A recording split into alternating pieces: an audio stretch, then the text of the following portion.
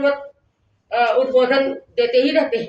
जन जन की चेतना को जागृत करने के लिए हमारे लगभग यहाँ पर 1000 साधु साध्वी भारत में भ्रमण कर रहे हैं। आचार्य महाश्रवण जी के निर्देशन में काम कर रहे हैं। वैसे तो ये संदेश हम हर रोज देते हैं, लेकिन विधिवत रूप से एक विशेष त्योहार की दृष्टि से एक साल में एक बार अनुगत उद्बोधन सप्ताह मनाया जाता है, जिसका बहुत सघन रूप से हम प्रचार करते हैं। हमारी समितियां जो बहुत सब पूरे देश में फैली हुई हैं, वो प्रचार करती हैं अनुगत विश्व भारती के माध्यम से।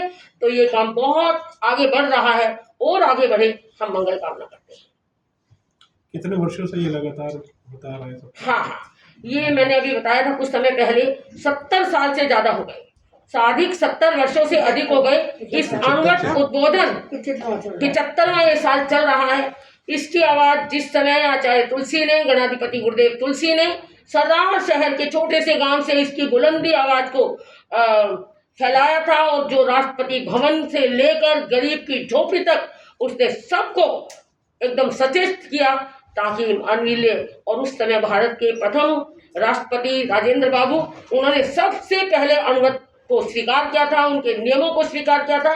और उसके बाद मैं बताना चाहूंगी, हमें बड़ा गर्व होता है, उस समय प्रधानमंत्री जवाहरलाल नेहरू थे, उन्होंने अनुगत की जैसी भी गूंज सुनी और अनुगत के नियमों को देखा तो उनकी आत्मा प्रफुल्लित हो गई, और उनके ये शब्द थे, मैं पहली बार ये देख रहा हूँ कि इस प्रकार मानवीय मूल्यों को प्रतिष्ठित करने के लिए, जन जन की चेतना को जागृत करने के लिए ये अनुगत का सिंहनाद हो रहा है।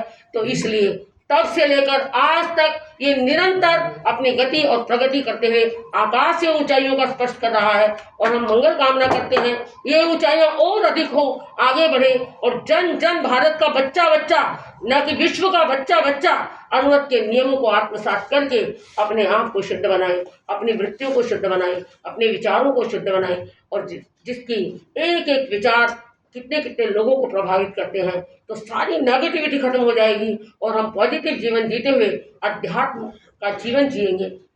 तो निश्चित रूप से अनुगत बहुत लंबे समय से काम कर रहा है।